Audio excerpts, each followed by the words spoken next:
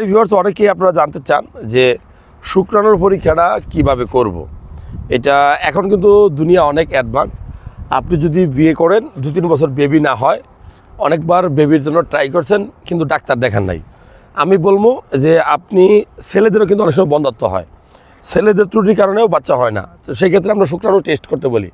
শুক্রাণুর পরীক্ষাটা করার নিয়ম হলো যে আপনি স্বামী স্ত্রী 3 দিন মিলামিশা করবেন না, তাহলে আপনার শরীর থেকে মাস্টারবেশন বা হস্তমৈথুনের মাধ্যমে একটা হাসপাতালে গিয়ে যদি আপনি বীর্যটা দেন, তাহলে 40 মিনিটের মধ্যে কিন্তু এই টেস্টটা করতে হয়। এটা বাড়ি থেকে কালেক্ট করে নিয়ে আসলে হবে না।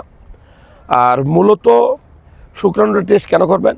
শুক্রাণু টেস্ট করলে 1 সিসি বা 1 ml বীর্যর মধ্যে নর্মালি 15 মিলিয়ন মিনিমাম শুক্রাণু থাকার কথা।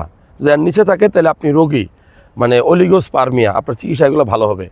আবার অনেক সময় শুক্রাণু টেস্ট করে দেখা যায় একটাও শুক্রাণু থাকে না, শুক্রকিট, যেটাকে আমরা অ্যাজোস্পার্মিয়া বলি। এটা হলে কিন্তু আপনার বাবা হওয়াটা খুব টাফ হয়ে যাবে।